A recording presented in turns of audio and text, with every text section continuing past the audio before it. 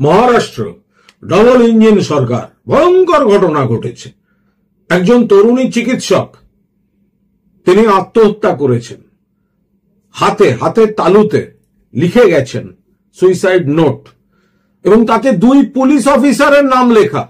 তার মধ্যে একজন তাকে গত 5 মাস ধরে লাগাতার ধর্ষণ এবং যৌন নির্যাতন করেছে, এবং অন্যজন তাকে মানসিক নির্যাতন করেছেন।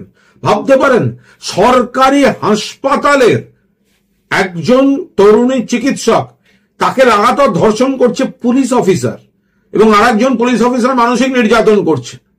থাকতে না পেরে মেয়েটি সুইসাইড করেছে, হাতে লিখে গিয়েছে।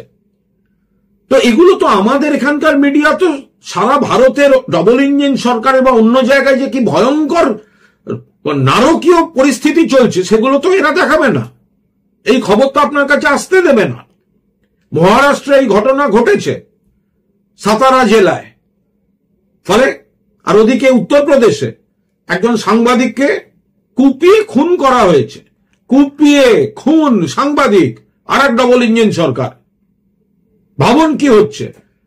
এই খবর আপনারা বিস্তারিত যেখানে যেখানে পাবেন দেখতে থাকুন যে মহারাষ্ট্রে তরুণী চিকিৎসকের আত্মহত্যা, এবং সেই আত্মহত্যা তার পেছনে পুলিশ অফিসারদের ধর্ষণ, মানসিক নির্যাতন, তার জন্য সরকারি হাসপাতালের তরুণী চিকিৎসক আত্মহত্যা করতে বাধ্য হচ্ছেন।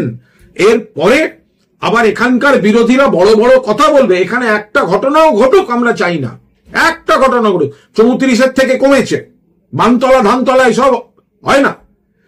সামাজিক বিকৃতিতে যেটুকু যা অন্যায় কাজ, পুলিশ সঙ্গে সঙ্গে ব্যবস্থা নিচ্ছে, পুলিশ দ্রুত ট্রায়াল, ফাঁসির রায় আদায় করে আনছে।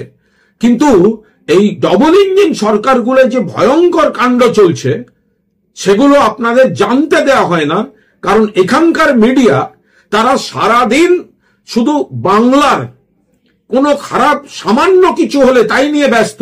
কোনো তুলনার সুযোগ আপনাকে দেয় না, তুলনার সুযোগ দেয় না।